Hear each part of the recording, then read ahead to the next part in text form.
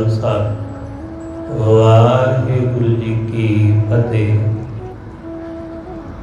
परम सन्मानयोग सतगुਰਾਂ ਦੇ ਚਰਨਾਂ ਵਿੱਚ ਜੁੜ ਬੈਠੇ ਰੱਬ ਰੂਪ ਗੁਰਮੁਖ ਸਤਸੰਗੀ ਜਨ, ਸਤਿਗੁਰੂ ਜੀ ਦੀ ਅਪਾਰ ਬਖਸ਼ਿਸ਼ ਨਾਲ ਸਤਿਗੁਰੂ ਦੇ ਦਰ ਤੇ ਜੁੜਨ ਦਾ ਸਮਾਂ ਨਸੀਬ ਹੋਇਆ।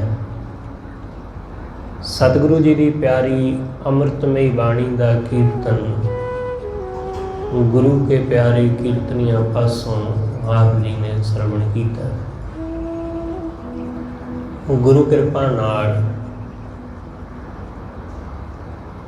गुरु दर ते जुड़ के वाहिगुरू नाल जुड़न दा निमाणा जिहा उपराला कर रहे हैं। सतगुरु गुरु अर्जुन देव महाराज रहमत करके अज दे इस पावन बचन अंदर सानू सोझी दिंदे ने कि मैं अपने मालिक वाहिगुरू तो कुर्बान जांदा हाँ, हाँ वंजा कुर्बान साई अपने। मैं अपने सिर दे साई अपने मालिक तो कुर्बान हाँ। ਉਹਦੀਆਂ ਬੇਅੰਤ ਰਹਿਮਤਾਂ ਬਖਸ਼ਿਸ਼ਾਂ ਨੇ, ਉਹਨਾਂ ਤੋਂ ਸਦਕੇ ਹੀ ਜਾ ਸਕਦਾ ਹੈ। ਅਸੀਂ ਕੁਰਬਾਨ ਜਾ ਸਕਦੇ ਹਾਂ ਉਹਦੇ ਤੋਂ, ਕਿਉਂਕਿ ਉਹਦੀਆਂ ਬਖਸ਼ਿਸ਼ਾਂ, ਉਹਦੀਆਂ ਮਿਹਰਬਾਨੀਆਂ ਦਾ ਕੋਈ ਅੰਤ ਨਹੀਂ ਹੈ। ਇਸ ਲਈ ਸਤਿਗੁਰੂ ਕਹਿੰਦੇ ਮੈਂ ਸਭ ਕੁਝ ਵਾਰ ਦੇਵਾਂ ਉਸ ਤੋਂ। ਉਹਦੇ ਸਾਹਮਣੇ ਇਹਨਾਂ ਚੀਜ਼ਾਂ ਦੀ ਕੋਈ कीमत नहीं है, कोई अहमियत नहीं है। जो सानू सब तो वध प्यारा हुंदा है, असीं उहदे तो अपनी सब तो वध कीमती चीज़ उस तो वार दिंदे आ। असीं अपने धी पुत दे सिर तो पैसा वार के सुट दिंदे आ, क्योंकि सानू समझ आउंदा है कि पैसा बड़ा कीमती है, बड़ी मेहनत नाल कमाया, सारा जीवन ला के इहनूं जोड़िया, पर असीं अपने प्यारे तो अपने धी पुत तो वो पैसा वार दिंदे आ। असीं कदे परवाह नहीं करदे उसदी, पर वारदे उहदे तो ही आ जिहदे नाल साडा प्रेम है। जिहदे नाल साडा कोई प्रेम नहीं है, जिहदे नाल साडा कोई संबंध नहीं है, उहदे तो नहीं। सतगुरु कहते मेरा प्रेम उस वाहिगुरू नाल है, मेरी सांझ उस परमेश्वर नाल है। इस करके मैं उस वाहिगुरू तो अपना सब कुछ वार देवां, मैं खुद कुर्बान जावां उहदे तो। हाँ वंजा कुर्बान, मैं उहदे तो कुर्बान जावां, क्योंकि उसने बड़ा कुछ बख्शिया। ख्याल रखना कि भगत वो हर चीज़ लिए रब का शुक्र करदा है। उहदे कोल कुछ भी ना होवे, वो तां भी कहंदा मैं तेरे तो सदके जावां, मैं तेरे तो कुर्बान जावां। खाण नूं उहदे घर विच अन्न दा दाना नहीं है, पर वो फिर भी कहंदा मैं वाहिगुरू तो सदके हाँ। इसलिए सतगुरु कहंदे उस वाहिगुरू तो मैं कुर्बान हाँ, हाँ वंजा कुर्बान साई अपने।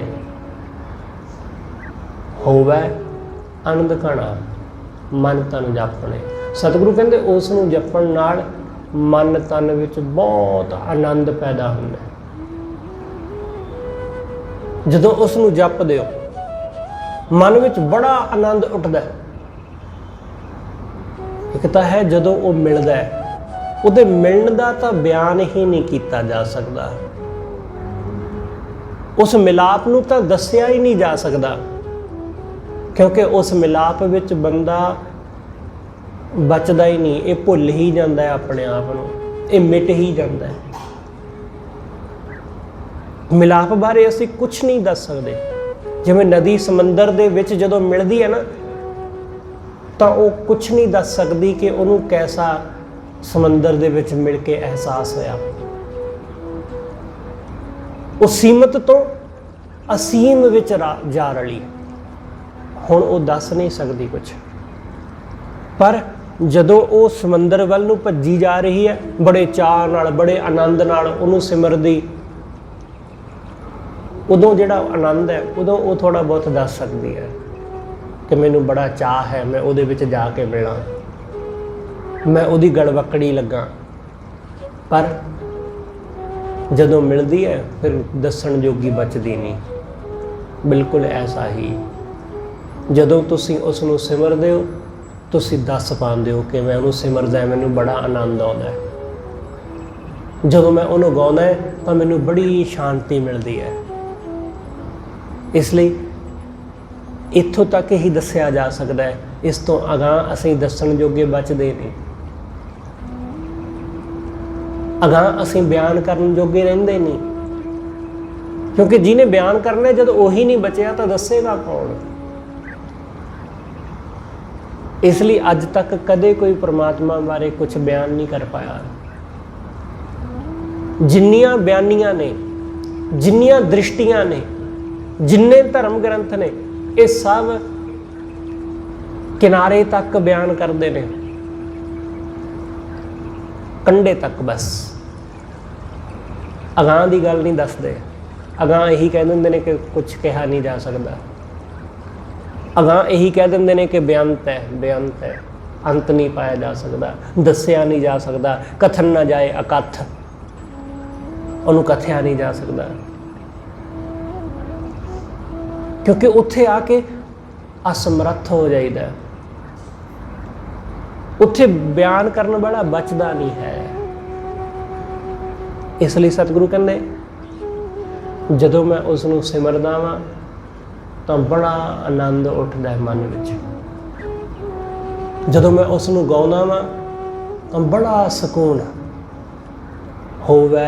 ਆਨੰਦ ਕਣਾ ਮਨ ਤਨ ਜਾਪਣੇ, ਮਨ ਵਿੱਚ ਤਨ ਵਿੱਚ ਉਸ ਨੂੰ ਜਪਣਾ, ਮਨ ਵੀ ਉਸ ਨੂੰ ਗਾਵੇ, ਤਨ ਵੀ ਉਸ ਨੂੰ ਗਾਵੇ। ਕੱਲਾ ਸਾਡੀ ਜ਼ੁਬਾਨ ਹੀ ਨਾ ਉਸ ਨੂੰ ਗਾਉਂਦੀ ਰਵੇ, ਮਨ ਵੀ ਨਾਲ ਗਾਵੇ। ਸਿਰਫ ਜ਼ੁਬਾਨ ਹੀ ਨਾ ਪਾਠ ਕਰਦੀ ਰਵੇ, ਮਨ ਵੀ ਨਾਲ ਨਾਲ ਕਰੇ। ਸਿਰਫ ਮਨ ਹੀ ਨਹੀਂ, ਤਨ ਵੀ, ਦੋਨੋਂ, ਕਿਉਂਕਿ ਦੋਨਾਂ ਦਾ ਹੀ ਮੇਲ ਹੈ, ਦੋਨਾਂ ਦਾ ਹੀ ਮੇਲ ਹੋਵੇਗਾ। ਦੋਨਾਂ ਦਾ ਮੇਲ ਹੁੰਦਾ ਤਾਂ ਹੀ ਤਾਂ ਉਹ ਜਨਮਦਾ, ਤਾਂ ਹੀ ਤਾਂ ਉਹ ਸਾਡੇ ਅੰਦਰ ਪੈਦਾ ਹੁੰਦਾ। ਇੱਕ ਦੀ ਕਮੀ ਰਹਿ ਜਾਂਦੀ ਹੈ, ਜਾਂ ਮਨ ਨਹੀਂ ਹੁੰਦਾ ਜਾਂ ਤਨ ਨਹੀਂ ਹੁੰਦਾ। ਇਸ ਕਰਕੇ ਉਹ ਪ੍ਰਮਾਤਮਾ ਸਾਡੇ ਅੰਦਰ ਕਦੇ ਪੈਦਾ ਹੀ ਨਹੀਂ ਹੋ ਪਾਉਂਦਾ। ਉਹ ਸਾਡੇ ਅੰਦਰ ਕਦੇ ਜਨਮਦਾ ਹੀ ਨਹੀਂ, ਉਹ ਪ੍ਰਗਟ ਹੀ ਨਹੀਂ ਹੁੰਦਾ ਸਾਡੇ ਅੰਦਰ, ਕਿਉਂਕਿ ਸਾਡੇ ਅੰਦਰ ਪੂਰਨਤਾ ਨਹੀਂ ਆਉਂਦੀ। ਮਨ ਤੇ ਤਨ ਦੋਨੋਂ ਇੱਕ ਥਾਂ ਕਦੇ ਇਕੱਠੇ ਹੁੰਦੇ ਹੀ ਨਹੀਂ। ਅਸੀਂ ਕਹਿਣ ਨੂੰ ਬੇਸ਼ੱਕ ਇਹ ਕਹੀਏ ਕਿ ਜਿੱਥੇ ਮੈਂ ਜਾਂਦਾ ਵਾਂ ਮੇਰਾ ਮਨ ਵੀ ਤਾਂ ਨਾਲ ਹੀ ਜਾਵੇਗਾ, ਪਰ ਨਹੀਂ, ਇਹ ਜ਼ਰੂਰੀ ਨਹੀਂ ਹੈ ਕਿ ਜਿੱਥੇ ਸਾਡਾ ਸਰੀਰ ਜਾਵੇਗਾ ਉੱਥੇ ਸਾਡਾ ਮਨ ਵੀ ਜਾਵੇਗਾ ਹੀ ਜਾਵੇਗਾ। ਸਰੀਰ ਗੁਰਦੁਆਰੇ ਆ ਜਾਂਦਾ ਹੈ, ਪਰ ਮਨ ਆਉਂਦਾ ਹੈ ਕਿ ਨਹੀਂ, ਇਸ ਦਾ ਦਾਅਵੇ ਨਾਲ ਥੋੜ੍ਹੀ ਨਾ ਕਹਿ ਸਕਦੇ ਹਾਂ। ਸਰੀਰ ਕਿਤੇ ਆਪਣੇ ਕੰਮ ਤੇ ਚਲਾ ਗਿਆ, ਮਨ ਵੀ ਉੱਥੇ ਹੈ ਜਾਂ ਨਹੀਂ, ਇਹ ਥੋੜ੍ਹੀ ਕਹਿ ਸਕਦੇ ਹਾਂ। ਮਨ ਕਿਧਰੇ ਹੋਰ ਲੱਗਾ ਹੋਇਆ, ਮਨ ਕਿਧਰੇ ਹੋਰ ਜੁੜਿਆ ਹੋਇਆ। ਇਸ ਲਈ ਦੋਨੋਂ ਆਪਸ ਵਿੱਚ ਜਦੋਂ ਇੱਕ ਥਾਂ ਇਕੱਠੇ ਹੋ ਜਾਂਦੇ ਨੇ, ਮਨ ਵੀ ਇੱਥੇ ਜੁੜੇ ਤੇ ਤਨ ਵੀ ਇੱਥੇ ਹੀ ਜੁੜ ਜਾਵੇ। ਮਨ ਤੇ ਤਨ ਜਦੋਂ ਦੋਨੋਂ ਇੱਕ ਥਾਂ ਜੁੜ ਜਾਂਦੇ ਨੇ, ਫਿਰ ਗੱਲ ਬਣਦੀ ਹੈ। ਫਿਰ ਸਤਿਗੁਰੂ ਕਹਿੰਦੇ ਹੋਵੇ ਆਨੰਦ ਕਣਾ, ਫਿਰ ਆਨੰਦ ਹੁੰਦਾ ਹੈ, ਫਿਰ ਕਣਾ ਆਨੰਦ ਹੈ ਜਿਹੜਾ ਬਿਆਨ ਨਹੀਂ ਕੀਤਾ ਜਾ ਸਕਦਾ। ਇਸ ਲਈ ਆਨੰਦ ਵਿੱਚ ਜਦੋਂ ਤੁਸੀਂ ਖੁਸ਼ ਹੁੰਦੇ ਹੋ, ਤੁਸੀਂ ਅਕਸਰ ਇਹ ਕਹਿੰਦੇ ਹੋ ਕਿ ਮੈਂ ਦੱਸ ਨਹੀਂ ਸਕਦਾ, ਮੈਂ ਬਿਆਨ ਨਹੀਂ ਕਰ ਸਕਦਾ ਕਿ ਮੈਂ ਕਿੰਨਾ ਖੁਸ਼ ਹਾਂ, ਮੈਂ ਦੱਸ ਨਹੀਂ ਸਕਦਾ। ਕਿਉਂਕਿ ਜਦੋਂ ਸਾਨੂੰ ਕੁਝ ਮਿਲਦਾ ਅਸੀਂ ਦੱਸ ਨਹੀਂ ਪਾਉਂਦੇ ਉਸ ਦੀ ਖੁਸ਼ੀ। ਇਹ ਤਾਂ ਸਿਰਫ ਦੁਨਿਆਵੀ ਚੀਜ਼ ਹੈ। ਕਿਸੇ ਬੰਦੇ ਨੂੰ ਪੈਸੇ ਮਿਲ ਗਏ, ਉਹ ਬੜਾ ਖੁਸ਼ ਹੋਇਆ, ਉਹ ਇੰਨੇ 'ਚ ਹੀ ਰਾਜੀ ਹੈ। ਉਹ ਕਹਿੰਦਾ ਮੈਂ ਦੱਸ ਹੀ ਨਹੀਂ ਸਕਦਾ ਮੈਂ ਕਿੰਨਾ ਖੁਸ਼ ਹਾਂ। ਤੁਸੀਂ ਜਰਾ ਇਸ ਗੱਲ ਨੂੰ ਵਾਹਿਗੁਰੂ ਨਾਲ ਜੋੜ ਕੇ ਵੇਖੋ ਕਿ ਇਹ ਤਾਂ ਮਾਇਆ ਦੀ ਗੱਲ ਹੈ, ਇਹ ਤਾਂ ਚੀਜ਼ਾਂ ਦੀ ਗੱਲ ਹੈ। ਜਦੋਂ ਪਰਮਾਤਮਾ ਮਿਲਦਾ ਹੈ, ਜਦੋਂ ਵਾਹਿਗੁਰੂ ਮਿਲਦਾ ਹੈ, ਫਿਰ ਉਹ ਸੁੱਖ, ਉਹ ਆਨੰਦ, ਉਹਦੇ ਬਾਰੇ ਕੀ ਕਹੋਗੇ? ਹਾਲੇ ਤਾਂ ਛੋਟੀ ਜਿਹੀ ਚੀਜ਼ ਮਿਲੀ ਤਾਂ ਬੜੇ ਖੁਸ਼ ਹੋਏ ਆ, ਅਸੀਂ ਇੰਨਾ ਕਹਿ ਦਿੰਦੇ ਆ ਕਿ ਮੈਂ ਦੱਸ ਨਹੀਂ ਸਕਦਾ। ਤੇ ਜਦੋਂ ਉਹ ਵਿਸ਼ਾਲ ਪਰਮੇਸ਼ਰ ਮਿਲ ਜਾਂਦਾ ਹੈ,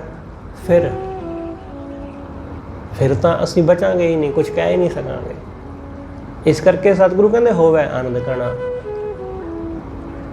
ਮਨ ਤਨ ਜਾਪਣੇ। ਮਨ ਤਨ ਵਿੱਚ ਉਸ ਨੂੰ ਜਪਣ ਨਾਲ, ਉਹਨੂੰ ਸਿਮਰਨ ਨਾਲ ਸਾਈਂ ਅਲਖ ਅਪਾਰ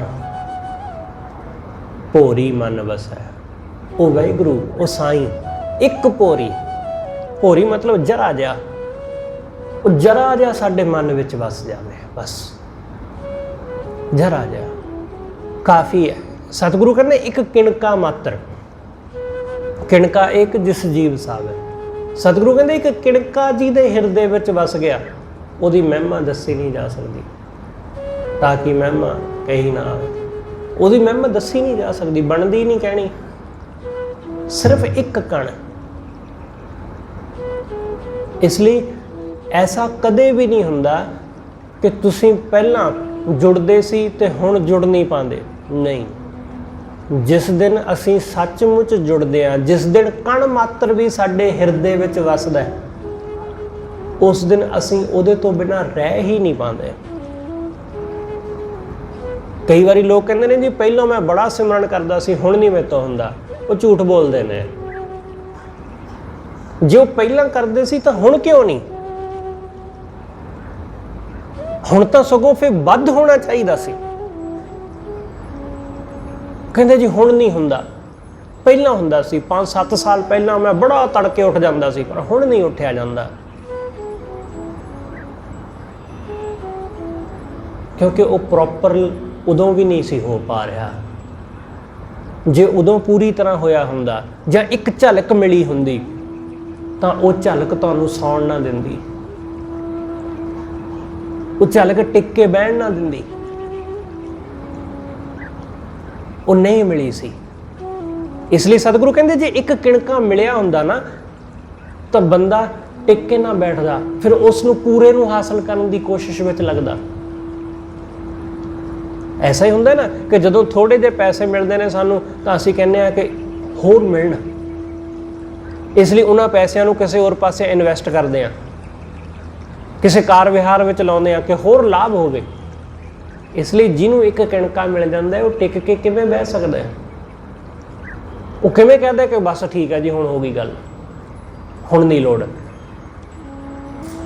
ਇਸ ਲਈ ਸਤਿਗੁਰੂ ਕਹਿੰਦੇ ਇੱਕ ਕਿਣਕਾ ਜਿਹਦੇ ਅੰਦਰ ਵਸ ਜਾਂਦਾ ਉਹ ਫਿਰ ਉਹਦੇ ਨਾਲ ਹੀ ਜੁੜ ਜਾਂਦਾ ਹੈ, ਉਹ ਫਿਰ ਉਹਦੇ ਨਾਲ ਹੀ ਲੱਗ ਜਾਂਦਾ ਹੈ। ਇਸ ਲਈ ਜਰਾ ਜਿਹਾ ਉਹ ਮਨ ਵਿੱਚ ਵਸੇ, ਭੋਰੀ ਮਨ ਵਸੈ। ਜਰਾ ਜਿਹਾ ਮਨ ਵਿੱਚ ਵਸਿਆ ਤੇ ਮਨ ਫਿਰ ਇੱਧਰ ਉੱਧਰ ਜਾ ਹੀ ਨਹੀਂ ਸਕਦਾ। ਮਨ ਇੱਧਰ ਉੱਧਰ ਹੋਰ ਪਾਸੇ ਜਾਂਦਾ ਹੀ ਨਹੀਂ।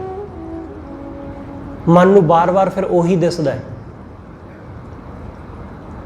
ਜਦੋਂ ਕਿਸੇ ਨਾਲ ਸਾਡਾ ਮੋਹ ਪੈ ਜਾਂਦਾ ਨਾ, ਜਦੋਂ ਕਿਸੇ ਨਾਲ ਸਾਡਾ ਪ੍ਰੇਮ ਪੈ ਜਾਂਦਾ ਤਾਂ ਸਾਡਾ ਮਨ ਬਾਰ-ਬਾਰ ਉਹਦੀ ਹੀ ਤਸਵੀਰ ਆਪਣੇ ਮਨ ਵਿੱਚ ਲਿਆਉਂਦਾ ਹੈ। ਬਾਰ-ਬਾਰ ਉਹੀ ਚੇਤੇ ਆਈ ਜਾਂਦਾ ਹੈ, ਬਾਰ-ਬਾਰ। ਕਿਉਂ? ਹਜੇ ਜਰਾ ਜੀ ਤਾਂ ਝਲਕ ਮਿਲੀ ਸੀ, ਹਾਲੇ ਜਰਾ ਜਿਹਾ ਦਿਸਿਆ ਸੀ, ਮੋਏ ਗਏ ਉਹਦੇ ਵੱਲ ਨੂੰ, ਆਕਰਸ਼ਿਤ ਹੋ ਗਏ, ਉਸਨੇ ਅਟਰੈਕਟ ਕਰ ਲਿਆ ਆਪਣੇ ਵੱਲ ਨੂੰ। ਐਸੀ ਅਟਰੈਕਸ਼ਨ, ਐਸਾ ਆਕਰਸ਼ਣ ਕਿ ਮਨ ਵਿੱਚ ਉਹਦੇ ਸੁਪਨੇ, ਮਨ ਵਿੱਚ ਉਹਦੇ ਵਿਚਾਰ, ਮਨ ਵਿੱਚ ਉਹਦੇ ਖਿਆਲ। ਬਸ ਐਸਾ ਹੀ ਜਿਸ ਦਿਨ ਵਾਹਿਗੁਰੂ ਦੀ ਇੱਕ ਝਲਕ ਮਿਲ ਜਾਂਦੀ, ਵਾਹਿਗੁਰੂ ਦਾ ਨਾਮ ਇੱਕ ਭੋਰੀ ਮਨ ਵਿੱਚ ਵਸ ਜਾਂਦਾ ਹੈ, ਮਨ ਫਿਰ ਉਹਦੇ ਤੋਂ ਬਿਨਾਂ ਰਹਿ ਨਹੀਂ ਪਾਉਂਦਾ। ਇਹ ਸੌਂਦਿਆਂ, ਬਹਿੰਦਿਆਂ, ਉੱਠਦਿਆਂ, ਜਾਗਦਿਆਂ ਹਰ ਵੇਲੇ ਉਹਦੇ ਬਾਰੇ ਹੀ ਸੋਚਦਾ ਹੈ, ਉਹਦੇ ਬਾਰੇ ਹੀ। ਜਿਵੇਂ ਗੁਰੂ ਅਮਰਦਾਸ ਜੀ ਨੂੰ ਕਿਸੇ ਨੇ ਕਹਿ ਦਿੱਤਾ ਕਿ ਤੂੰ ਤਾਂ ਨਿਗੁਰਾ ਬੰਦਾ ਹੈ,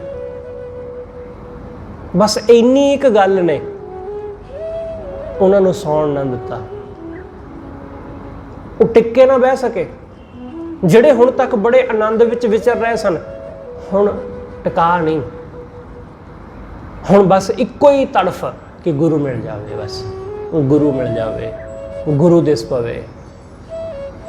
इसलिए जदों साडे अंदर ऐसी तड़फ उठदी है फिर ही गुरु मिलदा है। जदों एक भोरी सानू जरा जा स्वाद मिल जाता, जरा जा रस, फिर ਅਸੀਂ ਆਪਣੇ ਆਪ ਖਿੱਚੇ ਜਾਂਦੇ ਆ ਉਧਰ ਨੂੰ। ਇਸ ਲਈ ਸਤਿਗੁਰੂ ਕਹਿੰਦੇ ਸਾਈਂ ਅਲਖ ਅਪਾਰ ਭੋਰੀ ਮਨ ਵਸੈ, ਦੁਖ ਦਰਦ ਰੋਗ ਮਾਏ ਮੈਂਡਾ ਹਬ ਨਸੈ। हे ਮੇਰੀ ਮਾਂ, ਜਦੋਂ ਉਹ ਵਾਹਿਗੁਰੂ ਮੇਰੇ ਮਨ ਵਿੱਚ ਵਸਿਆ ਨਾ ਤਾਂ ਮੇਰਾ ਸਾਰਾ ਦੁੱਖ, ਸਾਰਾ ਰੋਗ ਦਰਦ ਸਭ ਨਸ ਗਿਆ। मेरे सब दुख रोग नस गए जदों वो मेरे मन विच वसिया, जदों वो मेरे हिरदे विच वसिया। बस उहदे मेरे मन विच वसण दी देर सी कि आनंद ही आनंद उठिया, रोग कोई बचिया ही नहीं। ख्याल रखना कि साडे ये शरीर दे रोग ये उन्नी देर तक ही ने जदों तक असीं शरीर नाल जुड़े होए। ਜਦੋਂ ਤੱਕ ਅਸੀਂ ਖੁਦ ਨੂੰ ਸਰੀਰ ਸਮਝਦੇ ਹਾਂ, ਜਦੋਂ ਸਾਡਾ ਸੰਬੰਧ ਸਰੀਰ ਨਾਲੋਂ ਟੁੱਟਦਾ, ਜਦੋਂ ਸਾਨੂੰ ਇਸ ਗੱਲ ਦੀ ਸਮਝ ਆ ਜਾਂਦੀ ਕਿ ਸਰੀਰ ਨੇ ਵੀ ਮਰ ਜਾਣਾ, ਜਦੋਂ ਸਰੀਰ ਨਾਲੋਂ ਸੰਬੰਧ ਟੁੱਟਦਾ ਤਦੋਂ ਸਰੀਰ ਨਾਲ ਸੰਬੰਧ ਟੁੱਟੇਗਾ ਹੀ। ਪਰ ਖਿਆਲ ਰੱਖਣਾ कि जदों शरीर नाल संबंध टुटन लगदा ना तो बहुत सारे लोग उन्हां दे मन विच ये भरम पै जांदा है कि शायद मेरी मौत होण लगी। सिमरन करदियां करदियां इंज लगदा है कि मैं मर चलिया, जद कि वो आदमी मर नहीं लग्या हुंदा। उन्होंने लगदा है कि मेरा शरीर छुट चलिया, मेरे शरीर विचों प्राण निकल चले, जद कि वो मर नहीं रहा हुंदा, पर उसनूं लगदा कि मैं मर चलिया। हो की रहा, हो ये रहा कि उहदा संबंध उहदे शरीर नालों टुट रहा।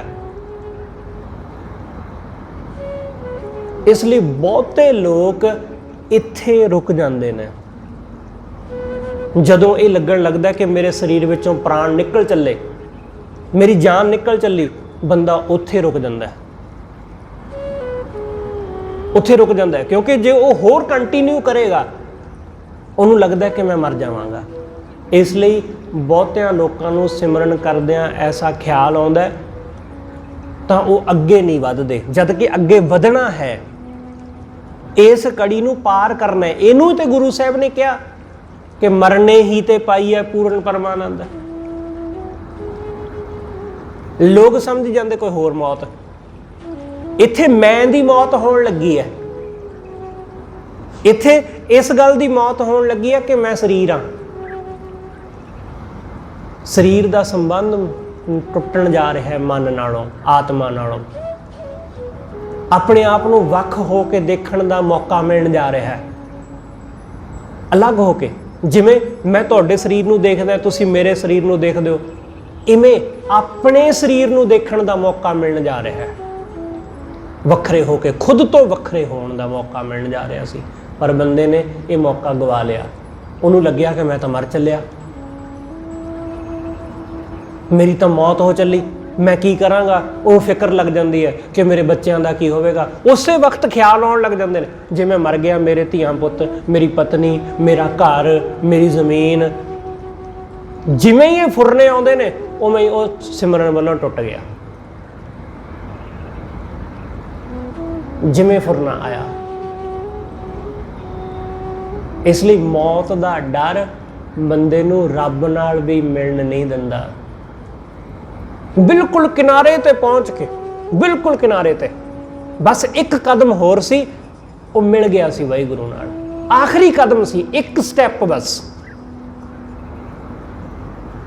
ये डर कि कि मैं मर जावांगा वो उत्थे रह गया। इसलिए तो सतगुरु कहते हैं कि वाहिगुरु दे नाल जुड़न वाले बंदे नूं निरभौ होना चाहिए, डर रहत, मौत का डर नहीं होना चाहिए। ਉਹਦੇ अंदरों मौत का डर मिटण वाला सी, बस जरा जा ਉਹ ਸਹਿ ਲੈਂਦਾ होर, जरा जी पीड़ा होर सह लेंदा, ਉਹਦੇ सारे दुख कट्टे जाने सन। इसलिए इस गल नूं चेते रखियो कि जदों किते तुहानूं ऐसा लगे मैं मर चलिया तो तुसीं मरन नहीं लगे, मरन नहीं लगे, बस वो परमात्मा प्रवेश कर रहा है साडे हिरदे विच, साडे अंदरों साडी मैं निकलण लगी है, मैं निकलण लगी, उन्होंने निकलन देना। तकलीफ होंदी है क्योंकि अपने आप नूं अपने हंकार नूं मारना इन्ना आसान काम नहीं ना हुंदा, क्योंकि मैं सारी जिंदगी ते जी है, मैं करके ही गुजारिया सारा जीवन, इसलिए मैं दे छुट्टदियां थोड़ा दर्द तो हुंदा ही है। सतगुरु समझाउंदे जिस दिन शरीर तो खुद नूं वख करके जान लईदा उस दिन सारे दुख दर्द मिट जाते हैं, क्योंकि शरीर नाल ही सब दुख ने, शरीर नाल ही, शरीर नालों अलग होकर कुछ भी नहीं है। भगतां नूं गुरमुखां नूं उन्हां नूं शरीर दे दुख नहीं जापदे, क्यों? क्योंकि उन्होंने जान लिया कि शरीर मेरे नालों वखरा है, इसलिए शरीर दे उपर जो वड्डी तो वड्डी भी तकलीफ आ जाए उन्होंने कोई फर्क नहीं पैंदा। साडे शरीर ते छोटी तो छोटी भी गल हो जाए, तकलीफ आवे, असीं उसे नूं लैके बह जांदे हां। बहुत सारे लोग वो नजायज़ मौते मरदे ने। तुसीं कहोगे कि ऐसा किवें हुंदा है? ऐसा हुंदा है क्योंकि जदों मन विच डर बह जांदा है ना तो वो डर लै बैंदा बंदे नूं। उन्हें मरना नहीं भी सी पर उन्होंने सदमा ही, उन्होंने झटका ही लै बैठा, मर गया। बहुत सारे लोग वो मन दे सहम करके ही मारे जाते हैं कि मैनू कुछ हो ना जाए, मैनू बीमारी लग ना जाए, बस आ डर ही लै बैठा बंदे नूं। हाले उन्हें 2-4 साल होर जीना सी पर डर लै बैठा। इसलिए सतगुरु कहते जिस दिन वो मन विच वस जाता है उस दिन बंदा सब रोगों तो सब दुखों तो मुक्त हो जाता है, सब बंधना तो मुक्त है। दुख दर्द रोग माए मैंडा हब नस है, सब नस गया, सब नस गया। हाँ वंजा कुर्बान साई अपने, मैं अपने साई तो अपने मालक तो कुर्बान जावां, मैं सदके जावां उहदे तो। होवे आनंद कणा मन तन जापना है, उस वाहिगुरू नूं जप के बड़ा आनंद मिलता है। उन्होंने मन विच जपिया, उन्होंने तन विच ध्याया, बड़ा आनंद बड़ा सुकून मिलता है। रहाओ बिंदक गाल सुनी सच्चे तिस धनी। बिंदक मतलब थोड़ी जी गल मैं सुनी परमात्मा दी, मैं उस सच्चे वाहिगुरू दी जरा जी खबर सुनी, जरा जी गल सुनी। बिंदक गाल सुनी सच्चे तिस धनी, सुखी हूँ सुख पाए माए ना कीन गाणी। सतगुरु कहते ਉਹਦੀ गल जरा जी सुनी तो ऐसा आनंद ऐसा सुख मैनू मिलिया कि हे मेरी माँ मैं दस नहीं सकती ਉਹਦੀ कीमत। ਉਹਦਾ शब्द सुन के ਉਹਦਾ कीर्तन सुन के ऐसा आनंद मिलिया। शब्द मेरे कन्ना विच थोड़ा ही पिया, पूरा शब्द नहीं मैं सुन सकी, थोड़ा शब्द ही सुनिया, थोड़ी गल ही सुनी, पर सुख बड़ा मिलिया, सुख बड़ा मिलिया। जदों असीं उहदे प्रेम विच हुंदे हां तां उहदी निक्की निक्की गल भी सुख दिंदी है, उहदी निक्की निक्की गल भी बड़ा आनंद दिंदी।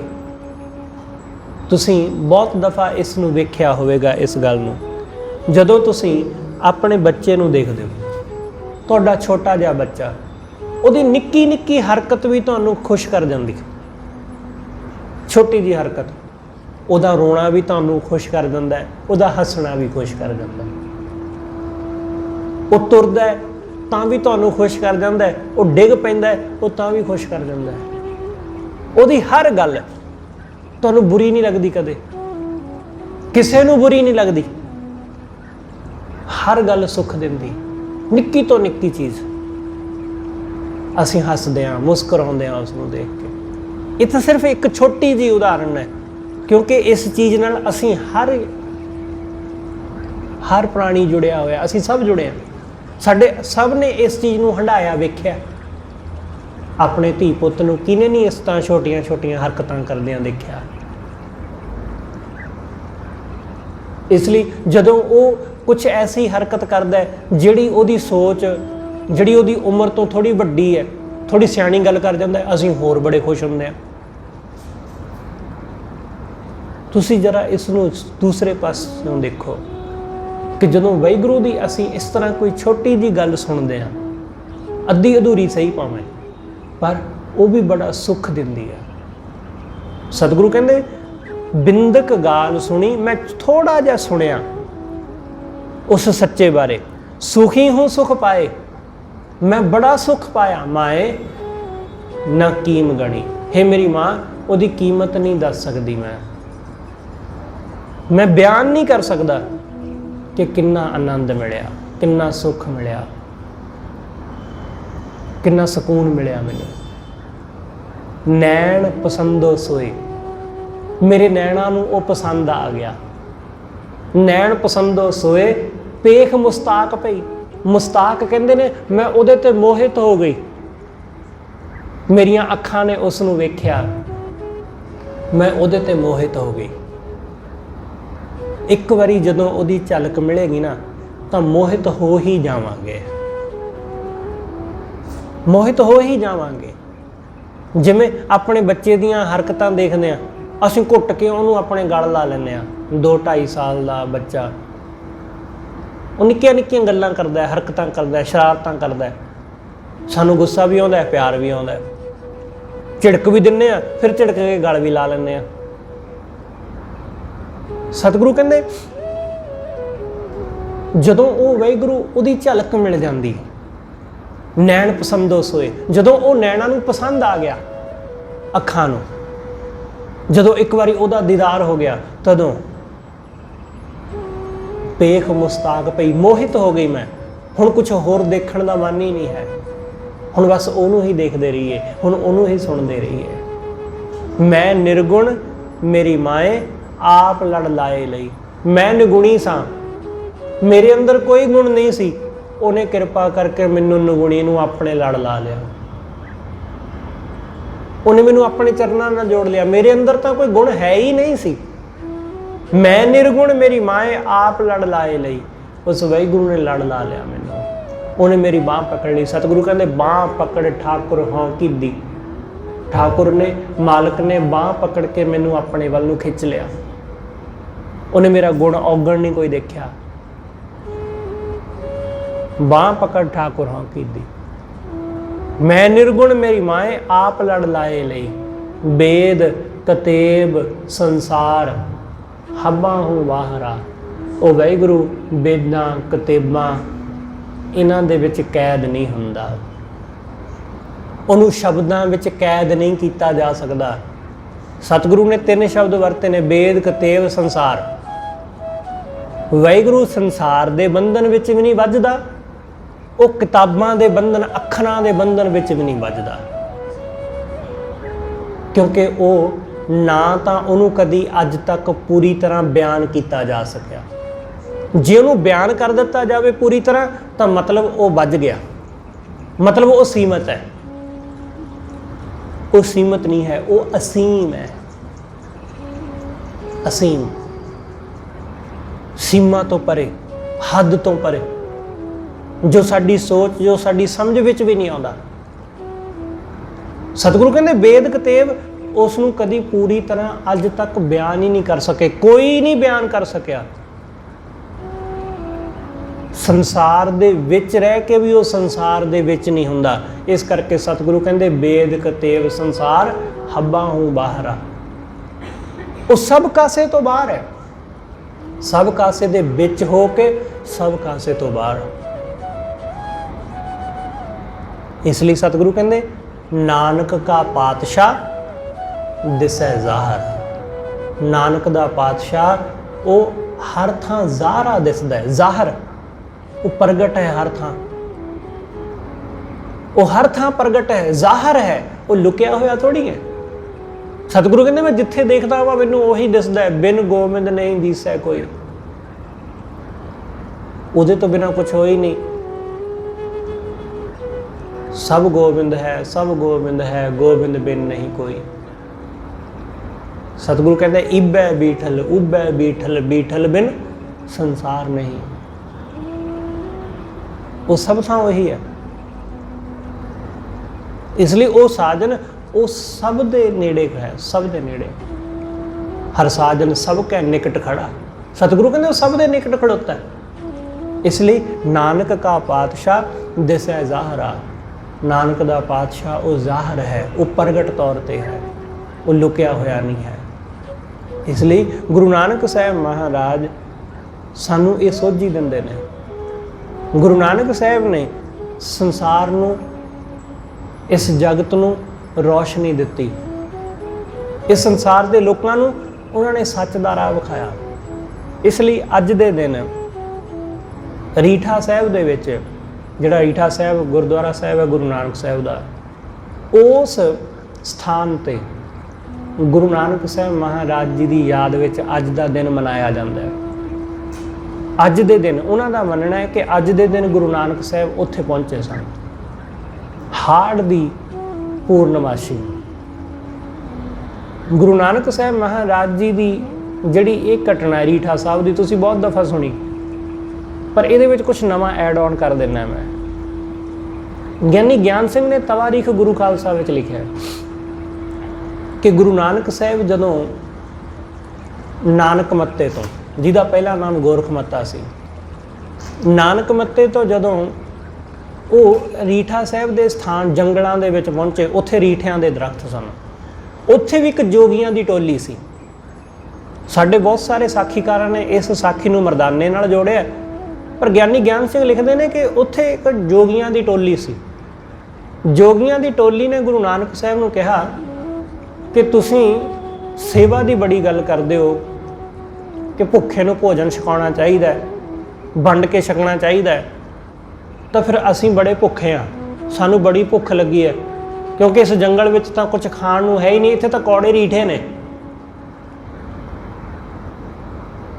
ਸਾਡੀ ਕੋਈ ਸੇਵਾ ਕਰੋ, ਸਾਨੂੰ ਕੁਝ ਛਕਾਓ।